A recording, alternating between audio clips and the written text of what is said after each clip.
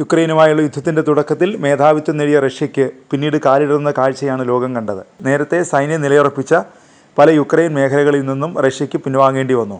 തലസ്ഥാനമായ കീവ് പിടിക്കാൻ മാസങ്ങൾക്ക് മുമ്പേ റഷ്യ ആക്രമണം തുടങ്ങിയെങ്കിലും യുക്രൈൻ സൈന്യത്തിൻ്റെ കനത്ത ചെറുത്തുനിൽപ്പിന് മുന്നിൽ പതറി.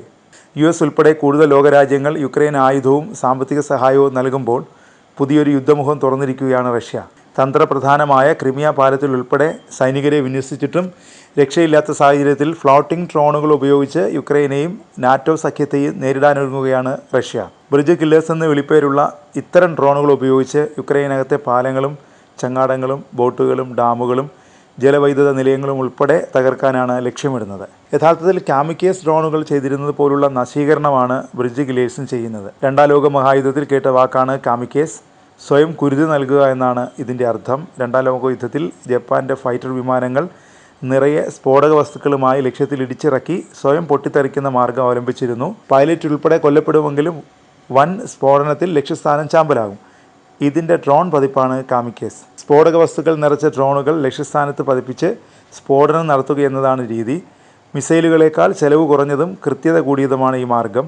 അതേസമയം തന്നെ ശത്രുക്കൾക്ക് ആക്രമിച്ച് തകർക്കാൻ കഴിയുമെന്ന മറ്റൊരു വശം കൂടിയുണ്ട്. ഇവ സ്ഫോടക വസ്തുക്കൾ നിറച്ച ചെറിയ ആളില്ലാ വിമാനങ്ങളാണ്. എതിരാളികളുടെ ടാങ്കറിലേക്കോ സൈനികർക്കിടയിലേക്കോ നേരിട്ട് പറന്നെത്തി സ്വയം പൊട്ടിത്തെറിക്കാൻ ഇവയ്ക്ക് കഴിയും. GPS റോബോട്ടിക് സംവിധാനങ്ങൾ ഉപയോഗിച്ച് പ്രവർത്തിപ്പിക്കുന്നതിനാൽ വളരെ അകലെ നിന്ന് നിയന്ത്രിക്കുന്ന റഷ്യൻ പട്ടാളക്കാർക്ക് ഒരു പോറൽ പോലും ഏൽക്കാതെയായിരിക്കും ഇവയുടെ പ്രവർത്തനം. ഒറ്റത്തവണ ഉപയോഗിക്കാവുന്ന ഇവ മിക്ക US ഡ്രോണുകളെക്കാളും ചെലവ് കുറഞ്ഞതും 2 വലിപ്പങ്ങളിൽ ലഭിക്കുന്നതുമാണ്. ഡ്രോണുകൾക്ക് പരമ്പരാഗത പ്രതിരോധ മാർഗങ്ങളെ മറികടന്ന് ആക്രമണം നടത്താനുള്ള കഴിവുമുണ്ട്. എന്നാൽ $1,80,000 വില വരുന്ന പ്രിഡേറ്ററുകൾക്ക് പകരമായി $6,000 കാമിക്കേസ് ഡ്രോണുകൾ ലഭ്യമാകാൻ തുടങ്ങിയതിനാൽ ഡ്രോൺ യുദ്ധം മാറി. ചെറിയ മാരകമായ ഇത്തരം ഡ്രോണുകൾ റഡാറിന് കണ്ടുപിടിക്കാൻ പ്രയാസമാണ്. മാത്രമല്ല ഫേസ് റെക്കഗ്നിഷൻ സംവിധാനം ഉപയോഗിച്ച് മനുഷ്യ ഇടപെടലില്ലാതെ തന്നെ ലക്ഷ്യസ്ഥാനത്തെത്തുന്ന വിധത്തിൽ ഇവയെ പ്രോഗ്രാം ചെയ്യാൻ കഴിയും. അതിലും ചെലവ് കുറച്ചാണ് ഇപ്പോൾ ബ്രിഡ്ജ് കില്ലേഴ്സിനെ നിർമ്മിച്ചിരിക്കുന്നത്. അതിനാൽ തന്നെ നിർമ്മാണം പുരോഗമിച്ചുകൊണ്ടിരിക്കുന്ന ഇവയുടെ എണ്ണം ഇതുവരെ തിട്ടപ്പെടുത്തിയിട്ടില്ല.